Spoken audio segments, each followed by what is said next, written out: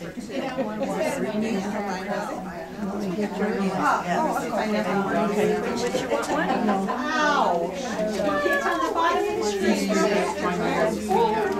Coming to Carrie Morgan's classes.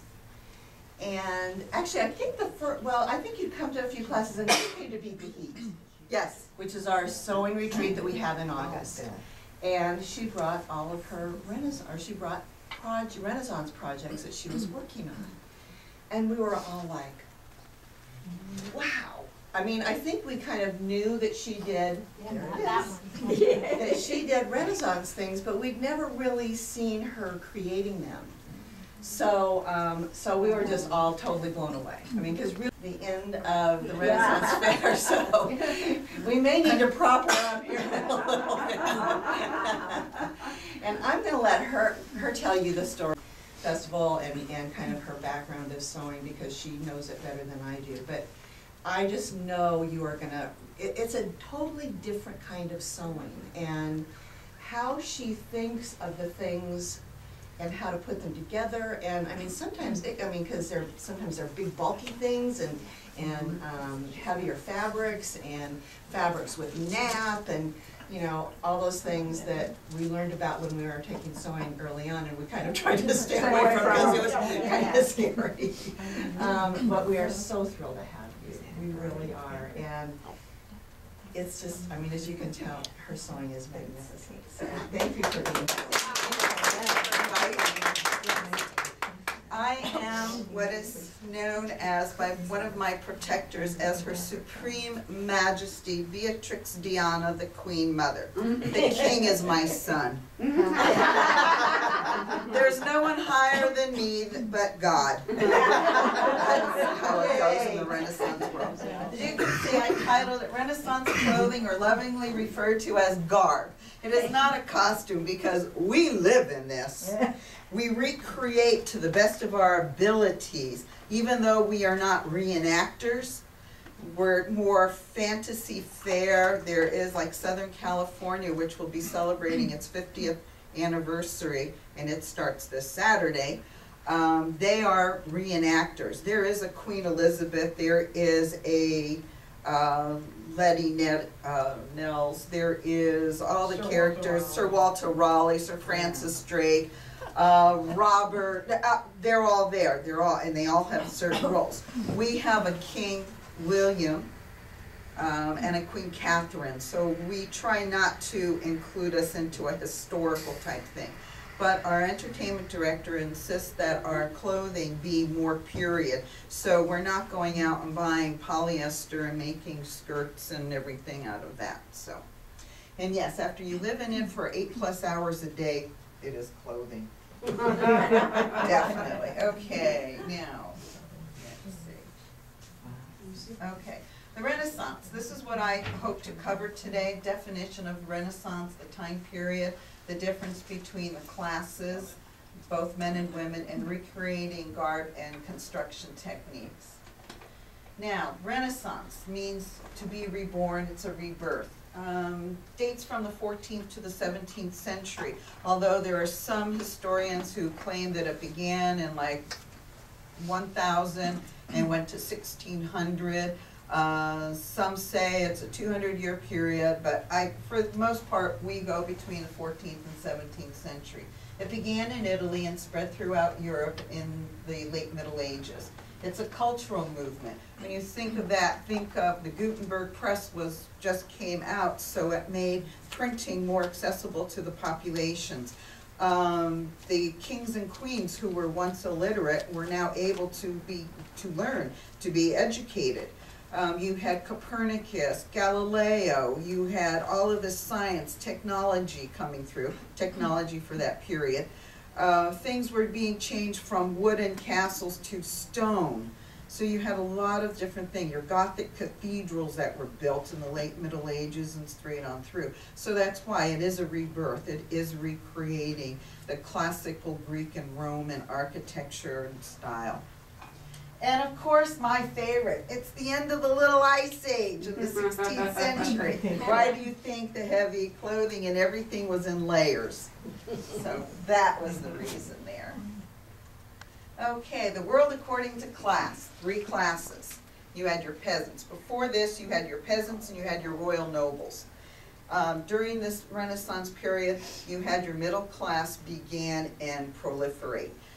You had the ability to travel to new worlds, to different lands. They brought back fabric, spices, different things. And who became wealthy? The merchant class. They were the middle class, starting with that. You also had your guilds, your masons, your bakers, carpenters. They were all, and if they did something that was absolutely fantastic, then of course they were going to be commissioned by someone royal to do something for them. And then of course you had your noble royals. There's a distinction between noble and royal. To be royal is to be king, queen, prince, princess, and you had your dukes and duchesses. That was all part of the royal family and related in one way or another. To be noble could be that you are a marquis, you are a knight, you are a lord of some type. You earned your title also, and to be noble as well. Yes, and titles were passed down. That's a fun thing. Okay. Here's peasant. It's a little blurry, but this is peasant men. Notice they really do look kind of sponge. Pass these around so you can see what they're like.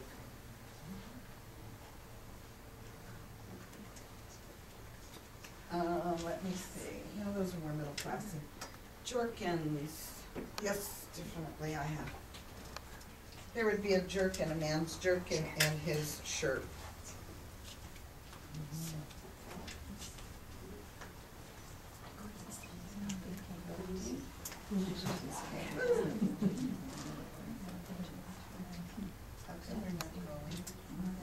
Wore a shirt or shift, breeches of some kind, and then he wore a jerkin vest and a hat. Typical. And these are other styles of hats. These are flat caps. They're just 4 circles, 12-inch circles, cut out. Very simple.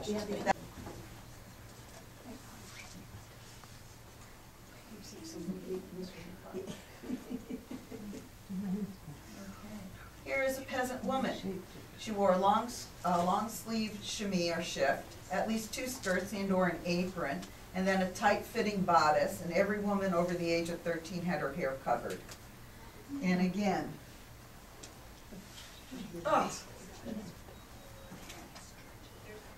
this is your long shift.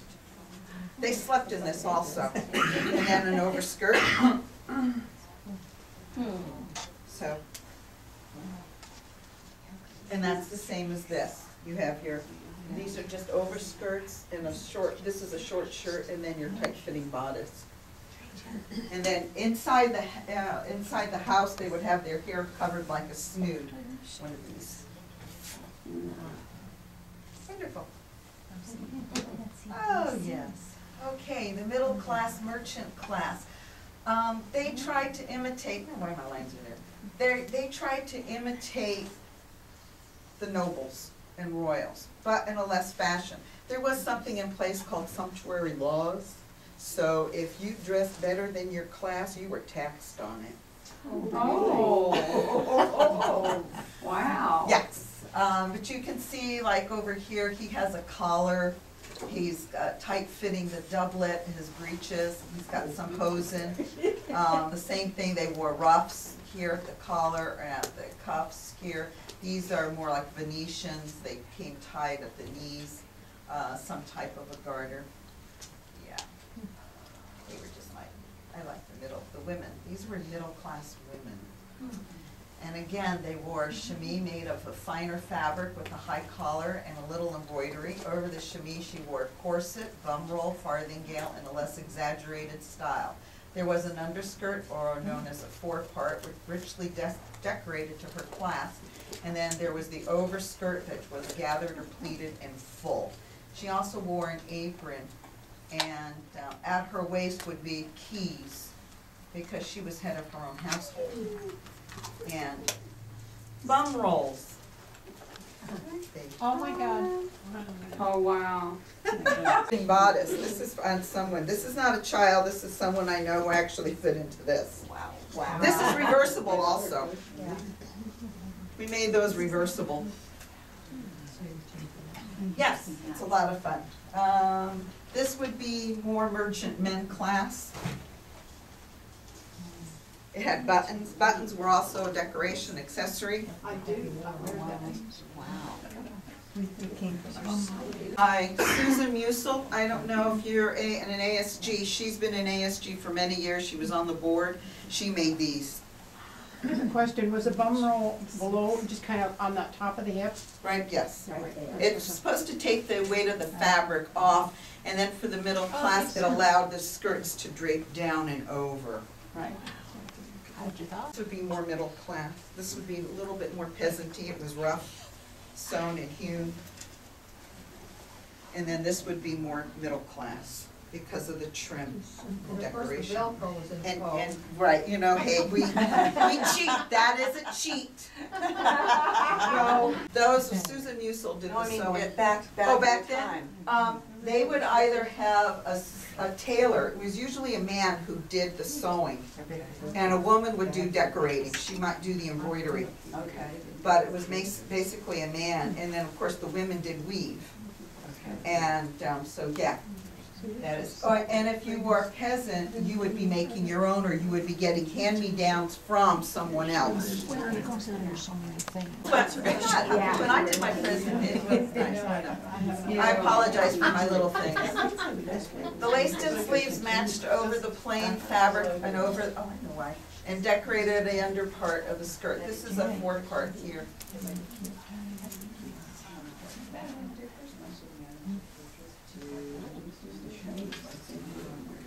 Okay, her hair imitated the court styles, and as well as her hat, so she's just got a little veil on, not even. And then at her waist would be keys and a knife instead of a knife. Noble, look at the black work. This was done by hand. And this here, you can tell he's more noble because he's wearing a chain of office. He has his sword, he has his girdle or a belt, which was probably made of a golden fabric. He's carrying his handkerchief, there's his cuffs, he has his collar about, the decoration on his cloak. You know, the noble royal man was a peacock, I know why, because when I did this in my slide presentation, it worked very nicely. Okay, he was a peacock and he wore his fortunes on his back, and he needed help to dress. Yeah. Okay, their clothing was heavily pearl jeweled and embroidered. Pearls were the favorite of all the jewelry. The doublet was close fitting and had either a natural line down the front or what's called a peascod belly, which is padding to make them look bigger. The bigger they looked, the more wealth they had. That's how it went. The shoulders had epaulets or wings. Epaulets.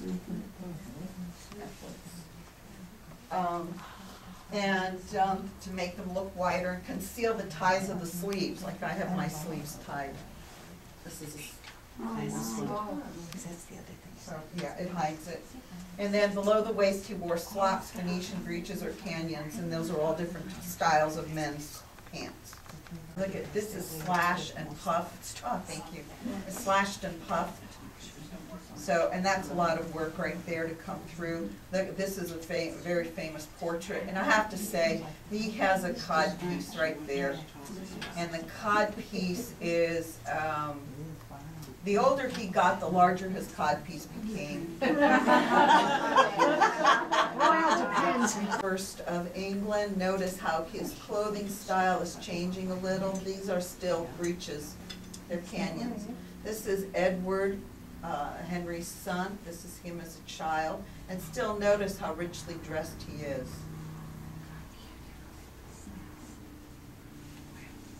This is Sir Walter Raleigh. And this is Robert Leicester. And again, notice how richly they were dressed. Okay, the noble woman was not to be outdone. She was aware of court politics. She was very influential in court. Her clothing reflected her position. As the men were the peacocks, the women were not to be outdone. Her clothing consisted of the finest fabrics, beginning with the chemise, then the petticoat, farthingale, bum roll, and more petticoats. Tightly laced corselet eliminated any bum rolls, bumps, or pushed the breast up. Corset. I'm not gonna say you tried it. Corset, that is an Elizabethan corset. Then, And this goes underneath? that goes, That would be in place of your bra. yes. There's some women who like to wear the chemise, then the corset, and then some like to put the corset on first and the chemise over. It's a taste. And then all my Renaissance jewelry. Oh my gosh. Whatever I want to wear, how I want it to match. This travels with me. Yes, I have quite a bit. Their hair covering, caps, muffin caps, biggins, snoods, whatever, straw hats. These are Elizabethan riding hat. This is a soft cap. The flat caps. This is a caul, which just fits from here back and covers your hair. And of course, decorated according to your class. There was handkerchiefs, mirrors, pomodors, drinking vessels, fans. Oh, where'd you put your fan? Or my dress. Oh,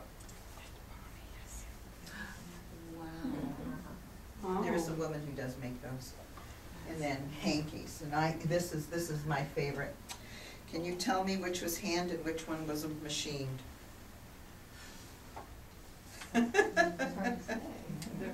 One is hand and one is machined. There were 3 different styles of corsets popular in the Elizabethan time. This is the plain, this is tabbed, and then this just has slits in there, so that way it just flared out over the hips a little bit more.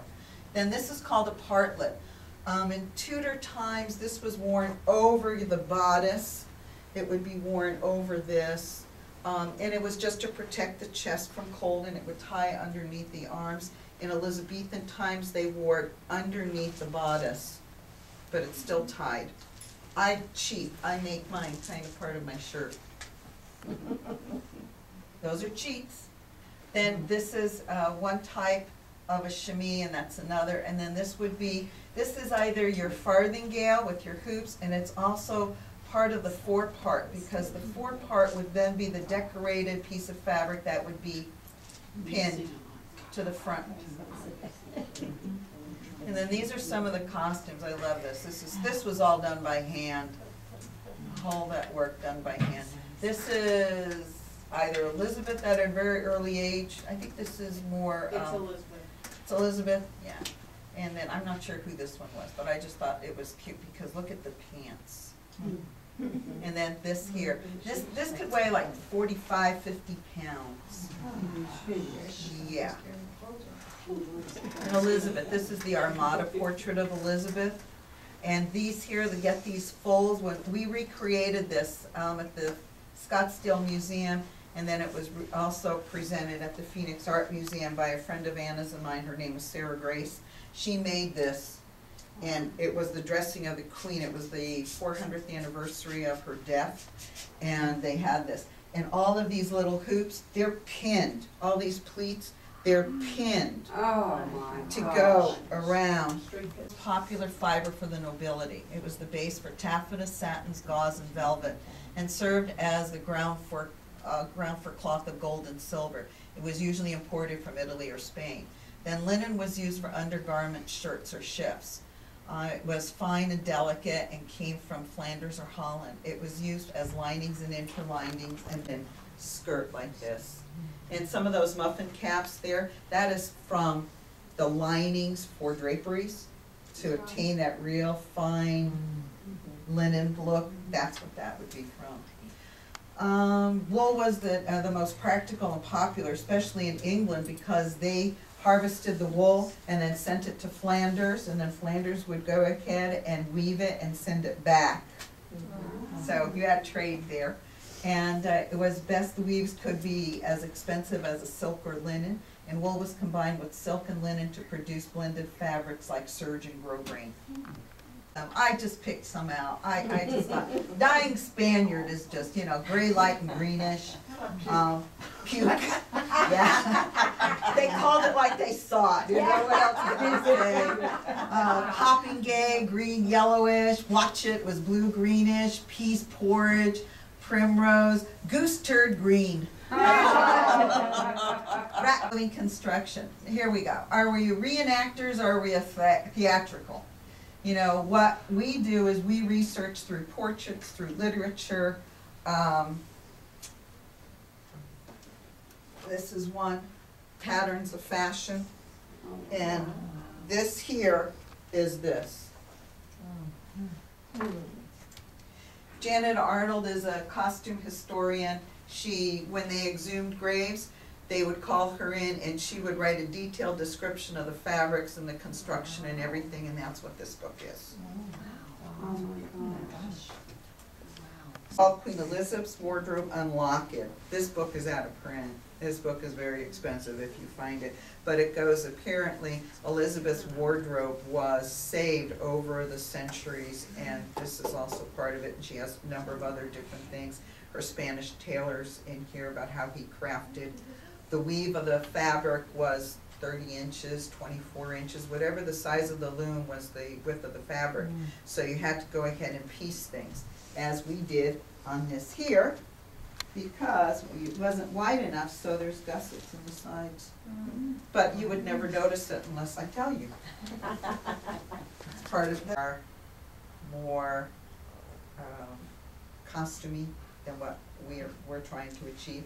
But you use them as a base for what you want to achieve. So I think I have every single costume pattern out there between Simplicity, McCall's, and Butterick. Simplicity is the more accurate of the three.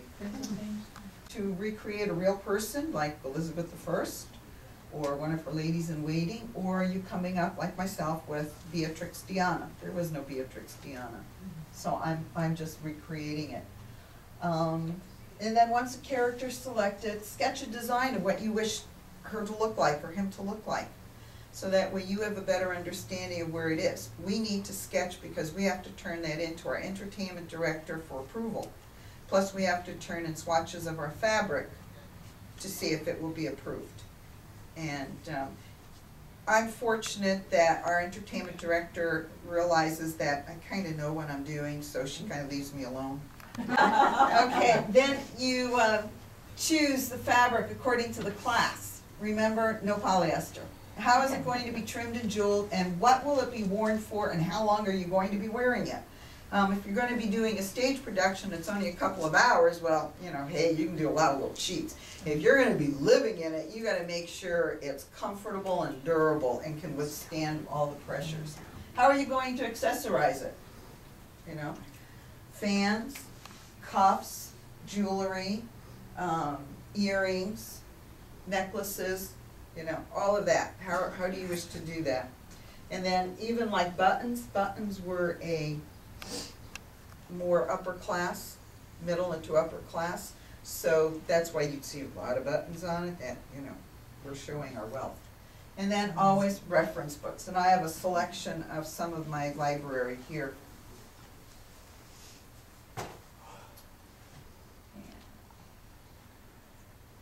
And then here again, this is the difference in our undergarments and things. Undergarments, I love this. I put bloomers. In the real world, in the Renaissance period, they did not wear bloomers. We do. We do because of comfort and ease. And I'm sorry to say, you get chafed. Modesty. Modesty. Yeah, you bend over and, you know, yes. So we wear bloomers. And we are required to wear bloomers by our entertainment director.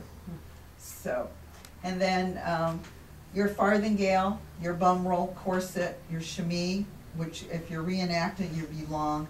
And then your outer garments, the bodice, the underskirt, four-part overskirt, sleeves, partlet, head covering, and accessories. This is one set of sleeves that I have for this one. And then I have these that I made to go with this one. Sleeves were a gift, so they did not have to match. And Queen Elizabeth was presented with many pairs of sleeves, ornately riched and so forth. So yes, that's one. And that's why there's little ties, little D-rings under here to tie them. So, and they, again, these are not lightweight, trust me. But on a cold day, They're really nice. Oh my God, does she ever? bodice. Oh, So it gives you that flat. The women of the period were trying to look like men, flat chest. And then the elongated. Elizabeth, towards the end of her reign, it was the bodice came down like this. Well, you know, hey, that's fine if you're walking. If you go to sit, it stabs you. And construction sheets. Commercial patterns, you can use a commercial pattern. This is what one I have for my shirts. And it's a Simplicity Renaissance, and that's what this is. And that way I can do it. This is machine embroidery, definitely not hand. The whole thing is machine. Even my other shirt, my shirt of 13,000 pearls, which I'm getting up there, that was machine embroidery. Yeah, this is for next year. Hopefully I'll have it. Okay. Maker tubing for the farthingale, the hoop skirt. oh my. And people go, how come it just does this, it does that? And I go, wrap it up like this and put it in the sun. The sun will warm it and it melts it and it stays in this shape. And that's what this. Oh my gosh. She used to feel it free on too. So what did they use back then? Whaleboning, Well, reeds, Or the crowns? they use the reed, have reed, yeah, and then once they, and I'm trying to see where my, cut through it, because it is thick, and I have like 2 layers, this is pinned, so just be careful. I have like 2 layers in that, Oh my gosh. yeah. yeah, they're like those zip ties, only they're enormous. You know, kind I of use- feed through that thing and Yeah. pull and it lasts. Oh, gee, It's Joe, those. Crown, Yeah. and see, it's Timtex. oh my. It's, you put flannel, you have your Timtex flannel, and then you have your fabric over. So that's basically, I think I have every hat pattern that's known to man. The ends of our sleeves, these little things of decoration, they're really, from making jewelry. And then you attach pearls to the end, or beads. So that's basically what that is. Are they double-sided? That is, trust me. These are the heavy ones for my green.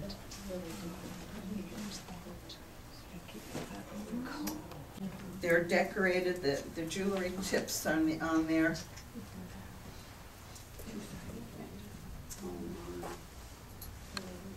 And on a little weight, sure, if you turn around real quick, you can really hit someone. The illusion, once you put the costume on, you become that person. And you just stand in your posture. And I had one couple come up and tell me, they were fellow cast members, and they said, you are the Queen Mother. The way you walk and how you hold yourself, you are the Queen Mother. This was my first royal court costume. And then I made a black one, but that's retired also. And then this is my more recent one. And here's another cheat. Here's a zipper. I like to be able to get in and out of my costumes on my own. That one there, I need to lace up the back. So I have to have someone lace me. Oh my. These are eyelets that I did by hand. Knitting needles. Tell them how many times you recut that. This is the 4th time I think I've remade this bodice, and that's it, and I'm not doing it She is again. committed. Didn't fit right, I didn't like it, so I just went, okay, fine. That's it, I'm done, no more. And these are some of the websites that we use. This is a great one, elizabethancostume.net. She explains everything. You have a question about it, you just go there and she's got an explanation. Red Dawn, she tells you how to put things together, because a basic chemise is 4 rectangles. This book is like the Bible for us. Mine is falling apart, I need a new one. But it's got everything in there that you need, all classes. Oh my God. my little notes written in there of how it is, and it tells you, okay, what to do, how to do it. If you have a commercial pattern, what you need to do to adjust it to make it, so. Are the seamstresses for the reenactment of the court at Windsor, no, Hampton Court. Oh. And they came to the Phoenix Art Museum and they spoke, and even Anna's husband put his book away because he enjoyed their lecture. It was a hoot, it was just a hoot. Let's see. You know, and then some of them, you know, pictures. Margot Anderson, Margot's Patterns, I hate her. Here we go. She knows what I went through. Here's this one. Here's that one. Oh, wow. I started, let's see, with my measurement size, I think it was like an 18, and I think I ended up with a 12 or a 14 by the time we were finished. It was a And a friend of whole lot mine, big cuts. she started with the size 6, and she went up to like a 12 or a 14. Oh my God. You know, it's just, Oh my God. I don't understand it. And she has sizes from 2 to 30 in here. Oh my God. Wow. There's my surcoat. And then underpinnings Oh my God. and accessories.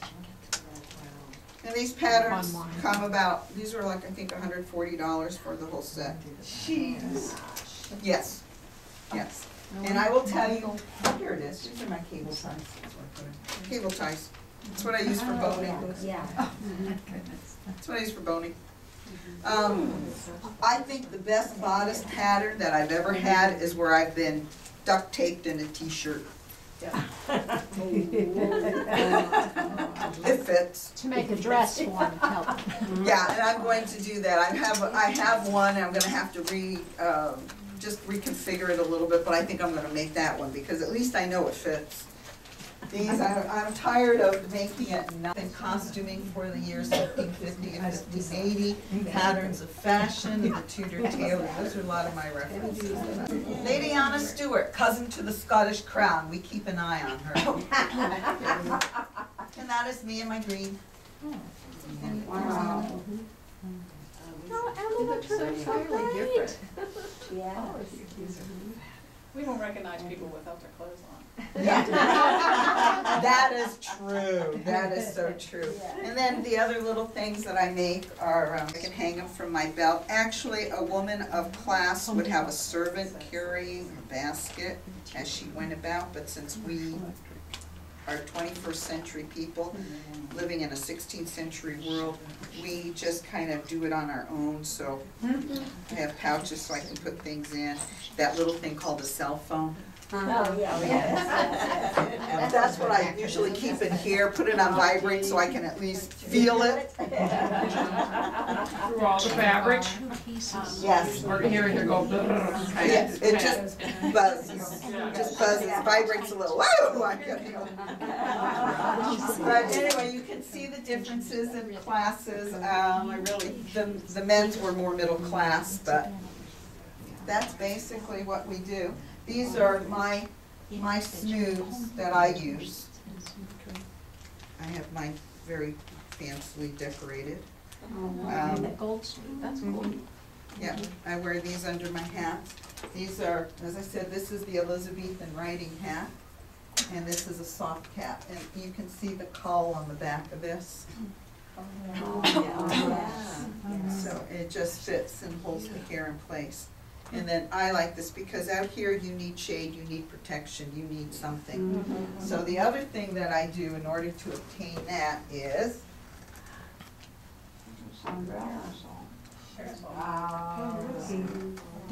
this was a papered parasol. Oh, neat. That is so Let's see the cool. underside again. Can you collapse it, or you just leave it Oh, out? absolutely. Oh my gosh, that's cute. That's Anne-Marie? fabric. What's the difference between a cowl and a snood? The snood is more encompassing, it's a little bit larger. The cowl just fits at the back of the head from like back here and covers, it's more closely fit. And usually a cowl is made of fabric, whereas a snood's snood a is net. knitted, and the word snood is actually from the 40s. So, Yeah, it's really a muffin cap. That's what we use. And let me see what other goodies. And then outerwear. You know, it's really nice If you need outerwear. to be out there. And we think, oh yeah, 10 o'clock in the morning, it's really nice. Well, by the time we get there, which is like 8:30 in the morning, it's still a little cold. So, and everything that I wear, I spray with Camp Dry, because I can show you a piece of fabric and it will be darker than this. Just being out there 8 weekends fades. This is very definitely faded compared to what it was. I was just thinking it Plus does. the camp dry makes it water. And then when it does rain, the water just kind of drips right off of you. Whereas there's some people, they have, everything is dragging in the mud and you can see it wick halfway up. And then they're dragging their costume with all of this water in there. So it is heavy. So, and then I have lightweight ones. This is my heavy one. And then I have my lightweight one. And I put a hood on this. So that way, again, I can just wear it. And it's simple, it's light, it's a nice knit fabric. Something we could wear here. Yes, It is. it is. It is. And then this one here I made also for more formal occasions. So that way, and then I put frogs down the front. Fasteners, you used frogs, you used snaps, you used hooks. We used Velcro, you can use some of the Velcro strips in there. Those are other little cheats that we do that, you know, no one else is gonna see, because no one's gonna come up and see exactly what it is. And then like, I washed it, so I know some of my little gems have come off of my skirts. I have to go and re-glue. But, and the other thing that I do that is a really neat little cheat, I'm tired of this look, so I don't want it. Let's see if I can turn this one around. So I have a different skirt on the back side. So I can change it around. Gosh, I wonder if they didn't do that. Why wouldn't you? Yeah. Same thing with this. They did. They actually did do things like this. That if it was an outer skirt they could no longer wear, they made it a 4-part. So is that a 3-part or 4? This is 2. This is just the 2 skirts, and then I filled in with muslin where I needed to make it the width to go over the hoop. And that's the other thing. You got to know how wide is your hoop on the bottom, because your skirts have to fit over that. So that's something you need to do. Where do And you then- find your material for all of this? This is upholstery fabric. This comes from, actually when we were in North Carolina, I saw this. And I got that. And silk, I love to use silk for my chemise because it's cool, it's breathable. This Anna got, you got this at Arizona Home Fabric. Arizona Home Fabrics is our friend. Yes. This came from Arizona Home Fabrics as well as this. Oh, This is a broadcloth that I use because again, it's breathable. Where did I get this one? I don't remember. I got this one for so long. This one is my oldest. This one is 10 years old. And in each one of the sleeves, I have 5 yards of tulle. Oh, jeez. A lot lighter. That would make it puffy I without being cannot hot. wear a belt with this. I put pockets. There's pockets. Girl's gotta have her ID and some cash. Yeah, you gotta have an ID and cash. You got, and wherever It's you a go, knot. they'll ask for ID or something, so you gotta have a place Like to put it, so. Like a Chinese knot, okay? Yeah. And then there's a loop on one, and then the other one has a little square hook. I thought that's what I was. That's my fun things. And then, this is me in that full. That's my full court. Oh, my. And then this year, a friend took this. That is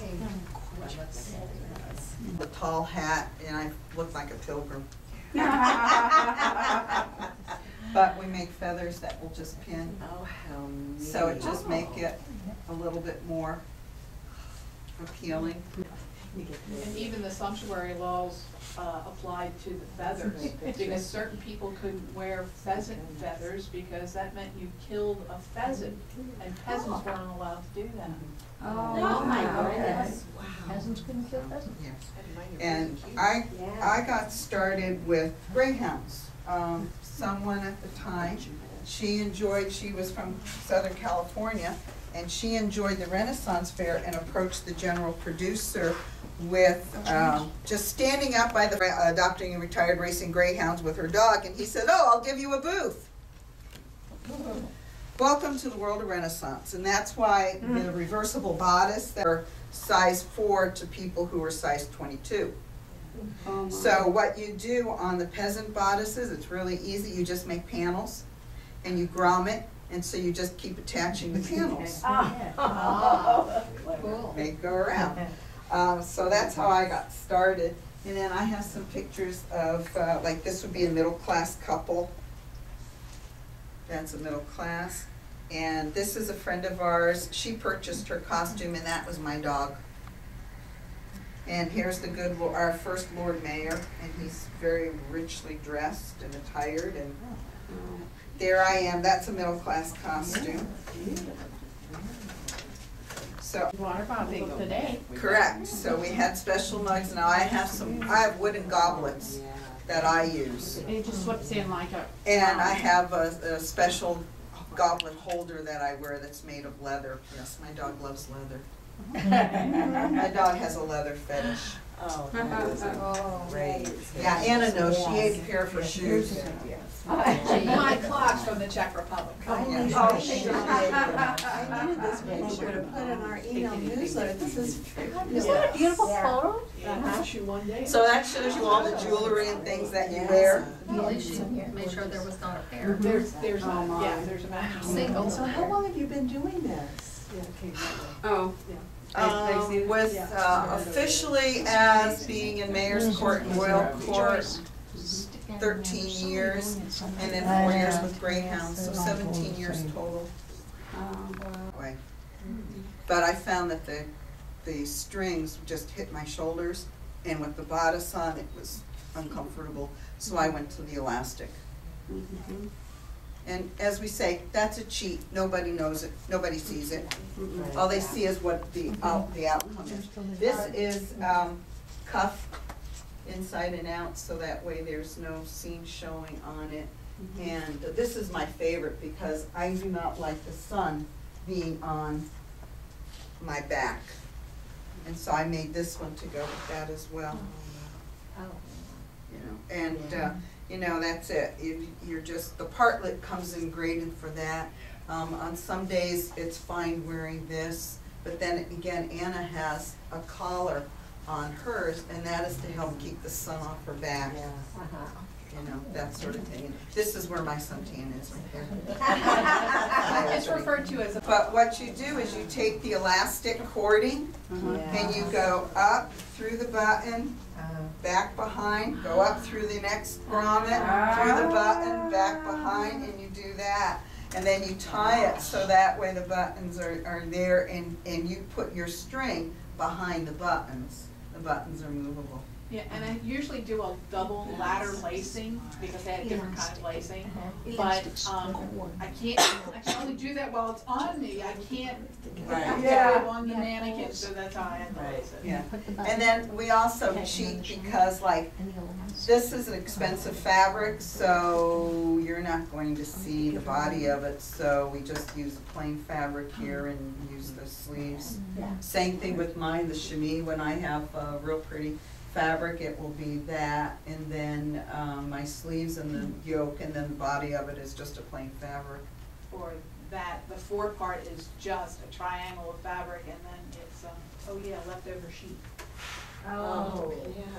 We use anything and everything. We're not sure. We use it.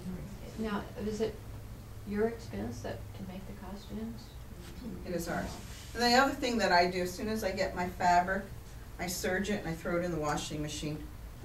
And I wash it at the temperature I want to wash it, and dry it the same, so that way if it's going to shrink, it shrinks then. And then I can go ahead and I can do it. So I mean, and my washing machine had mud in it. That's why everybody needs a serger, by the way.